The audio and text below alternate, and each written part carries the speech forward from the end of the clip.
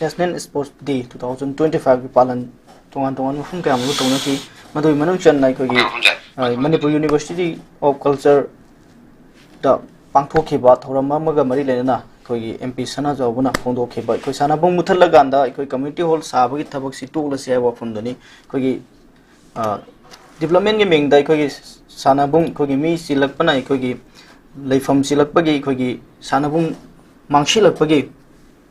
film लेरिबिंग मरक्सिदा कोगी development के मेंगदा कोगी तोंगान तोंगान बमोंगी construction सिन साजिलकपा मरुवैना कोगी community hall सिन साजिलबगी थवोंग सिंग असि टोलसे वाफम दनी कोगी एमपी सना जावना थंबी वाफम से हारि पाउसु ज कमानि यिंबे इनिंग तोंग सेम सना जावना थंबीदि सि जमांगसा कोई याम चुमे को तंगाय फने कोई सानबुंग मरांग गायन लेहनबा देना मनंग सगी अंगांग जी हरि मैम जी मगी फ्री लाइफ मै तारे को कोई दी हक्चांग फबना कोई एवरीथिंग कोई हक्चांग फबना ने हेनरी न परमानी को नंग सगी लेदिबा अंगांग सिंग दना हरि बना अहन सिंग जिबा तो जुसे कोई ओइरेबा एनवायरनमेंट ना हागद्रा नतरन हजु लेदिबा लिविंग स्टाइल ना हागद्रा कोई ना चारी थै मैम जी जमांग सा याम बना कोई करी हानी कोई लौ सिंगु बाइरो इनिंग तम लौ सिंगु गमद्रे हजिको कुकी टेररिस्ट की चैथेंग द कोई थेंगांग थेंगांग सिगद्रा हिंगद्रा हाबगी मी पाइबा अदि लौ मैम ले सिंग लौ मतम लोर मतुंग दम कदौरे मतम मतम की पोथोक चाना थनबा हाइतारे को हार याउदबा दुगुंबा यामना मरम चा पोचे हंगाम थारजु आलू थारजु कुबी थारजु अखोई मैक्सिमम चिंगोंग चिंगा मैम जे इनिंग थोंग तोजरा मैम इनिंग तम तोजरा मैम जे जुति कदौरे लौ लोरा लोरे नद्रा मखा ताबदि कोई आलू थानिंगबा म थानिंगबा मागी चिंगोंग चिंगा द ले मैम तोरम मैम जे जुति अम तौंद्रे नद्रा अतागदि कोई पोथोक से नोय वाले सिदना तना कोई हजु सितंगाय फदन मपाल ले चंग पदु बंग सागी कोइना चारि थै मैम जे लोइने खोगी केमिकल यान भाई तारे को दुना छांगा बाबुदा येन बाबुदा कोइना सुम येंग मतम दंग सागी 40 days दा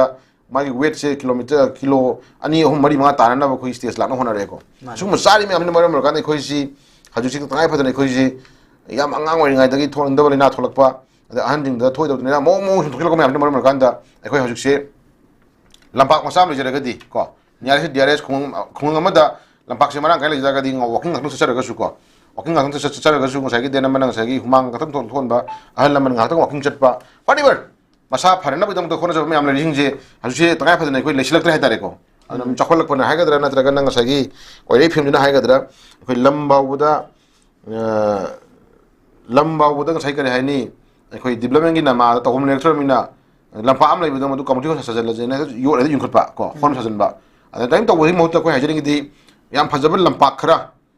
लेकाय अमदा वार्ड अम लेरगदी वार्ड हाइजे कोई पंचायत की वार्ड में तारगदी को कोई हाजरिंग जे पंचायत की वार्ड में तारगदी panchayat ward A B C D गायना छाना वार्ड अम खाइदो इजी लेकाय अम हाइने खुंग अम हाइने मत्रा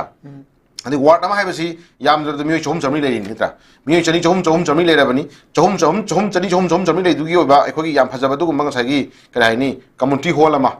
लंपा अमा सानाबुंग अमा लेबाइजे यामच ओएबको अदुमाइना खोइना होय लम लेतब जगा दबुदि लेत्रे अदुसु लेकाय मयाम चंगना कना कना की लमनो खर खाइदोंरगा गोइ दोरे तोबनी खंगदे नत्रगना मदो काबिरिबे एमएलए नत्र काबिरिबे मयाम दुना मदो पैसा तो हंजनबनी खंगदे अमा तोरकांदा एखोइ लाइक वार्ड अमगी ओइना कोई ग्राउंड अमा कम्युनिटी हॉल अमा को ग्राउंड अमा कम्युनिटी हॉल अमा लेहन बाइबसु मदि मथौ ताएबको अदुना लम मरांग काय जगादना कदौरे खरा हेन मरांग काय जगादना खरा हेन मरांग गाय थमनो कोइ होन तारे अदुना हजु हरिब नहाजिंग उजिनु अहनजिंग उजिनु तंगाय फन हजु ताम इसा फन थम बाइबसि मथौ ता पोरम ओरपुनिना सारि चिंजाक सिंजिसु तंगाय फन हजु तंगाय फन जमांगसा कोइ मोंग चिंजाक सिं नसलपुनिना चखल 21st सेंचुरी यौरि हायरगा कोइ लाइफ से मसागी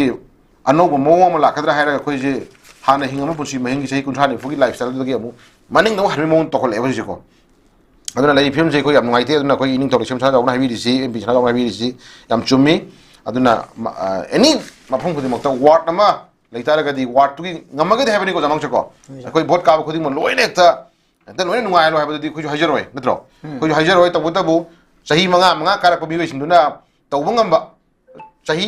थाना कंटिन्यू सही मरी मा अदुम ता मरी मा काबि यावरि दना प्रमाणि को अन हनगी सही मंगा सिदा तौबु याबा थबक खरा दो तौबिरंबा अदु अमु नहौदबदु मथंग दम तौरगने खै तो होना जगे न होनबा अदुम मरम चारादि मयाम मुसिरदि अदुम भोट सिदुम ता मंगा तौतरे अदुम काबि सिम यावरि दना प्रमाणि जमांग छको अन हजि से लै खै खुना जने दना तंगाय फदना सिदि तु फ्रेंग सेंग सेम हाइनब ताइ अदे हनक सिमदि आई सॉरी सिगी लेकाय सिमदि सि वार्ड सिमदि सिम सेमजरगे साजरगे अदो तंगाय फदना हजि से तंगाय फदना जमांगसा वार्ड एबीसी को लेबो खुंगंग को madu tei mayam su so yawi ram gani ko ai sama ke experience ha jaga na what abc ni lising ani gi maya da voter le jaga ko ado ground mati chana sembi da ba ko community hall je amak tang thamba den amana sai krai ni whatever what abc sai jagi bido what amam da lege do magi lepham thuku mayam je to wi da ba lai simak le te ha le te do ga su sembi un changi da permane adu mayam to wi da ba du mak ken da su mayam lei ko mayam lei khoi khongjab da mayam lei aduna su mayam je matam matung ina ko ha janingi di ground mati chan thambi ba community hall mati chan thambi ba lambi thong ha dare ko lambi thong hon thambi ba si chakhobai khunang amane base ramang chako ana lambi mong tahan ba adagi education section mong tahan ba health ki lei ba magi jaga mafam chana mong tahan ba then community hall ground mati chan thamba that's it lore ga no still ka hani lei gi jamcha adugi moma ya mati chan lambi pharaba adagi school daga health ki mafam chan lei helaba then amana ngasagi ka hani sanam mafam chan thambiraba community hall mafam thambiraba adudi society praja mon hingma matamda hoi adugi manung da khogi sudra nomdana magi hingno khona jabduna amani dana permani ko adu su khoi matam tang yingi tare do miyo amana sangde ada requirement gi manungda ekhona ngakang walking chatting magi ground litraba community hall litraba lambi mong ta draba health gi hom litraba school mong ta tar gadi da area du da totally madu khoi chakho mami ama war padaw yadri ko mane se ama war padaw da nakan nam seng nakan nam school doctor sang na hospital na PIC PhD or CMC ko community health shelter na tagana PIC gumba kogi maham chare doctor leire nurse leire and hire about education section da education sector da sagi khung da leka da primary school gumba na high school gumba je leita ta ga mung ta ga su adu yaw daga de mu chakop chingu de ne ko ana nakan amada education yaw dra ba health yaw dra ba su mo me ama yaw da matam da koi seng na kana ho ba sa manai ne ko adu de na mu miyam na sadani ba magi op khogi ekta koila tha na ekta masad na pudrasu lekai amagi lehum to kwaida ko leba lekai amaga khung amana lekai amagi magi phawri bu labi se si bawu da khong nambi da orasu sagi lekhom thondra na tragana jigjak lehendana ko lekhom kai phim khara da sembi ra kanda maram chana madu flow ina sepa yana labi sembi ba letraga de do jum education le raba health faraba lambi mu phaw ya traga de do jum bira ne matra asu yamna coordination le myam sing mo myam je ekoi loina le ha ba dong sanabung le taragadi angang myam